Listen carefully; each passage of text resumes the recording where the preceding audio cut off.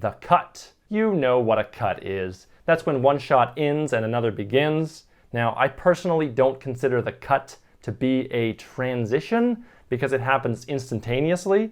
There's no transitioning actually occurring. I think of it as the lack of a transition. But it's still useful to categorize it as a transition, and you can think of the cut as a transition if you really want to. It's fine. Despite being so incredibly simple, there are still many kinds of cuts, which I'm not going to explain, such as the J-cut, L-cut, smash cut, match cut, and jump cut. Cutting is the most fundamental and important thing a video editor can do.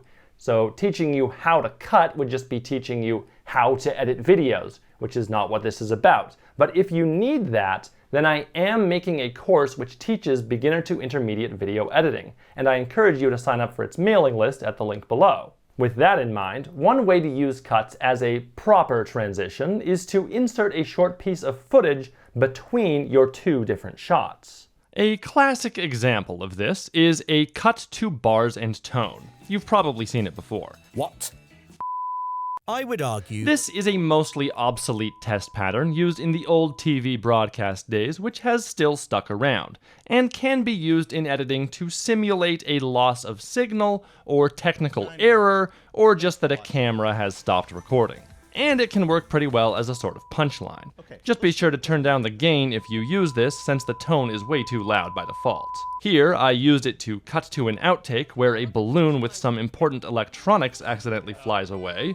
Oops. Here, I use it to skip 2 hours of time, since the camera was not recording during that time. So we're back? Here, I use it to very literally skip to the next day after Linus explicitly asks for it in the video. Go ahead and cut. And here, I've had color bars tattooed on my ankle. Check it out, it's a color and resolution test.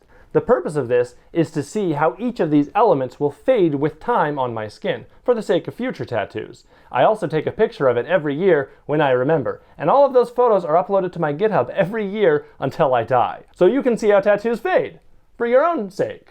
It's cool, right? It's a little test. Let's move on. Grayscale animated static can also be used instead of color bars. This is basically what you would see on CRT TVs when you tried to tune to a channel that did not exist. So in addition to simulating a technical error, loss of signal, or a camera no longer recording, static also simulates what it was like to change from one channel to another. That makes it a decent transition when you want to show video or content from someone else, or to separate major sections of your own video from one another, or just as a kind of a punchline, I guess. You'll see this done all the time on YouTube, but that doesn't mean you should necessarily do it. It only works with a certain style of video.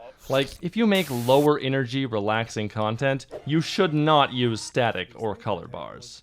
I've also seen color bars, static, and other glitchy effects like horizontal and vertical desynchronization used all at the same time to make a transition that is even more extreme. Yeah, like that. In the film Wheels of Fire, the editor does these random-ass shots of fire between skateboard tricks.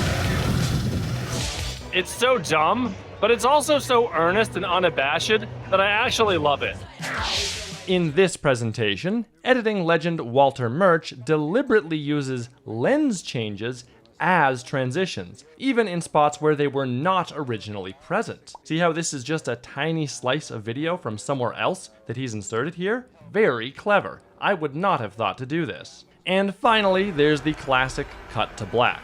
This is more of a serious transition, often used to amplify the drama by leaving things to your imagination. At least that's how I think about it. Oh, that's not good.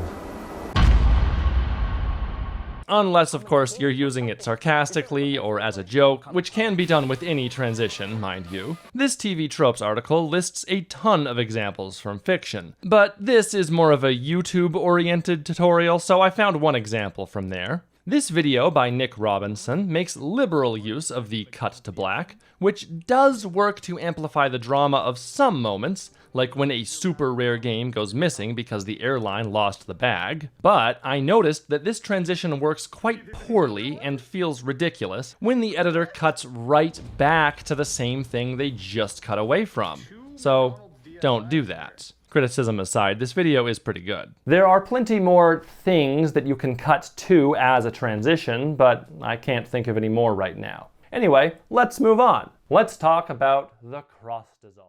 You just watched one chapter from a longer transitions tutorial, which you can also watch right now for free from the link below, or just click this little thingy on screen right now. The tutorial covers nearly every useful transition and every transitions vendor. I'll see you there.